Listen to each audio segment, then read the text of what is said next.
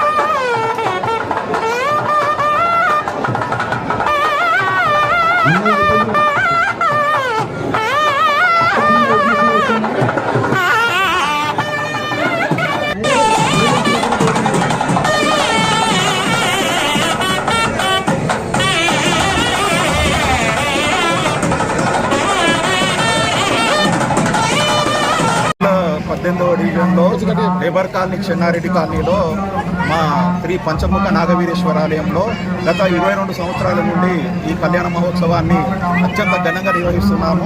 ప్రతి సంవత్సరము ఇంకొక మెట్టు ఎదిగే విధంగా ఏర్పాట్లు చేయడం జరిగింది. అందులో భాగంగా ఈ సంవత్సరం కూడా దాదాపు ఒక 5,000 మందికి భక్తులకు ఏర్పాట్లు చేయడం జరిగింది.